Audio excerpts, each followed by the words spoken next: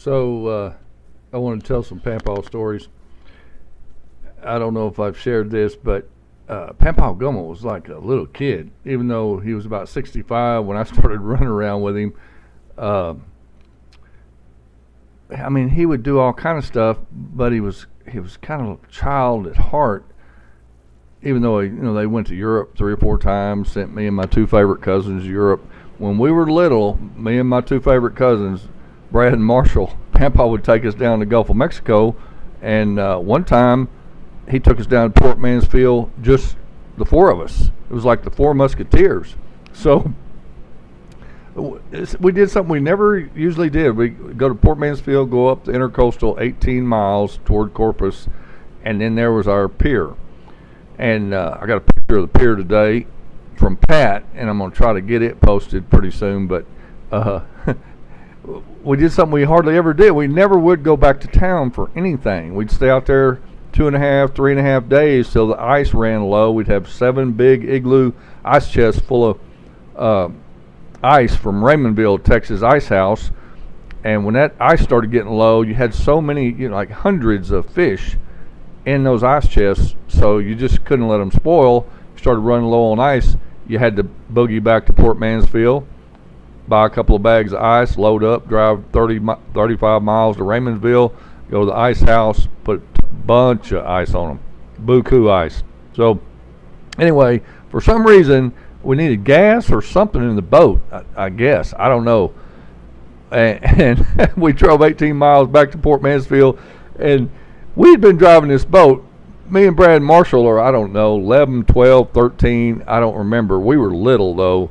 And we'd been driving the boat some, water skiing on Lake Waco with our parents. So we knew about, the boat didn't have any brakes. Had to put it in reverse. And so we come into this, like, ocean-going dock with these huge pilings, 3 of them banded together. And the dadgum gas dock was, like 11 feet high above us, and we're coming in downwind with 2.5-foot rollers coming in with us. We come up the cut and we come into the little Port Mansfield Bay, and Pampaw, 21-foot inboard-outboard Sterncraft, 150 horsepower Mercruiser engine in it. He's coming right at this boat dock, and this old salt, he's like, I don't know, 65-year-old salt sailor guy running the gas dock.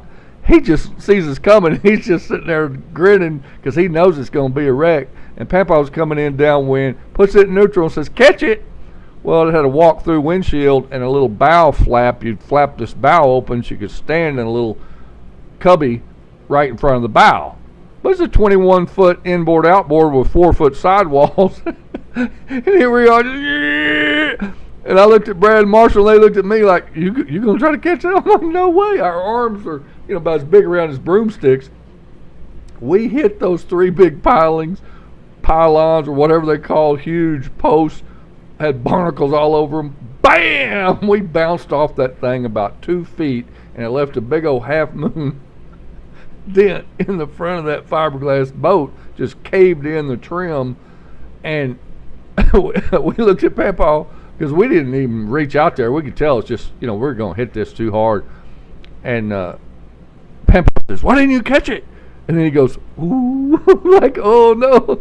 We rammed the company boat into the big poles. But anyway, that's the way he was kind of like one of the Four Musketeers. Even though he was not gas, but a truck stop owner, and he kept his truck stop managers happy. He'd take them down there fishing and all that. We did all kinds of things, but I'm on this fishing kick right now talking about that. So anyway, we could, that guy at the gas dock, he was just laughing. He couldn't believe we hit that dock that hard. But we went back out, caught a bunch more fish, had a blast.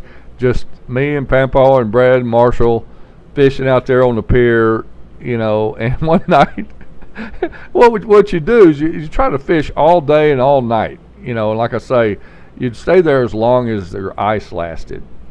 But when you got there, you just start fishing. It didn't matter, if it was daytime, nighttime. One time we went down there with Uncle Eddie, And Uncle Eddie drove the boat up the intercoastal at night. That's wild. That's another story. But so you get there and you fish at night. When it started getting dark, you'd fire up the big old gasoline generator and shine those big seal beam headlights on the front of the pier down into the intercoastal canal, and that would attract the shrimp. And then the speckled trout would come to those shrimp, and they'd just be nailing them. You fishing with big old green and orange saltwater cork. It was like green with a big old orange top, and you'd run your line through it about 3 feet and put a leader on there with a big old stainless steel treble hook, number 4, number 6 treble hook, and you put a live shrimp on that, about 3 or 4 inch live shrimp, and you'd chunk it out there to the left of that light, and the current went from left to right in front of our pier. The current was like going toward Corpus. And you throw it out there in the dark to the left, and when the trout were in there, that carp could start getting close to the edge of that light, and you'd see it go underwater 3 feet. It's like, well, I think I got a bite, when it goes under 3 feet. So anyway, you'd have another rod set up for jigs. When they really started hammering those shrimp, you'd have another rod set up with a triple swivel with 2 jigs on it, and you'd throw it out there to the left of that light, and as it started going, you'd just reel it slowly and jerk it a little bit, reel it slowly. And Papa would tell us, you catch one, don't hog him in right away, and a lot of times a second one would hit it, and so you'd have 2 speckled trout, and they weren't that huge. They were like 1.5 pound, 2 pounders, but still, you had 2 of them on with a little Zebco 808 or whatever. I wore the gears out on one time, but we had so much fun down there. And one time, Pampa, like I said, you'd fish at night. You're really hammered to fish. You'd fish all night long, catch. One night when I was 10 years old, I caught 50 speckled trout by myself in one night. And you just, get up in the morning, try to catch flounders off the side, the edge of the pier, big reds on the edge of the intercoastal in the daytime with a tight line, with a weight on the bottom. And one day, Pampa and I are sitting out on the pier in the middle of the afternoon. Like I say, you try to stay up and fish as long as you can. So we're sitting there fishing tight line with a big old bell weight, big old heavy bell weight, because that current in that intercoastal was, I always say it was 30 feet deep, so those ocean going oil barges could go up and down. But we're sitting there fishing with that big bell weight and about a 3-foot leader beyond that bell weight with a live shrimp on the bottom. So you don't know what's swimming up and down that intercoastal. And Pampa had, I think, 12-pound test line on his Mitchell 300 Abu Garcia reel, and I had like 20-pound test line on my Zebco 808. And I'm sitting in a chair, and he's standing up to my left, and we're standing there, and he's catching twice as many fish as me. And I said, Pampa, how come you're catching more fish than me? We got the same hook, same bait. He said, you're not holding your mouth right, boy. And I knew, I was little, 10 to 12 years old, I don't remember. I knew he's pulling my leg, but I kind of started looking at him like, how's he holding his mouth? And so we're standing there. He's standing there. I'm sitting in a chair, like a folding chair, and all of a sudden his line goes, his rod just jerks double and goes, pow! And the line breaks off about 6 inches from the tip of his rod. His drag just couldn't keep up with whatever hit his line.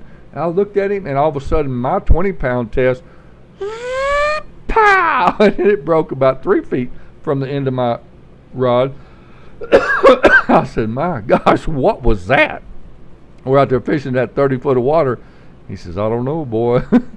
So we don't, I don't know what came through, but whatever it was way beyond our tackle. But that was all part of the fun of, being out there. We'd seine for shrimp. We'd be out there, and he'd be hollering, keep the end of that minnow seine on the bottom. You'd have to hold, we had big long poles to hold the seine down and catch those shrimp. Boy, we'd catch those shrimp. Use them for bait, eat them, fry them up, all kind of stuff. But let's see. Uh-oh. Hang on a minute. I'll call you back. Adios.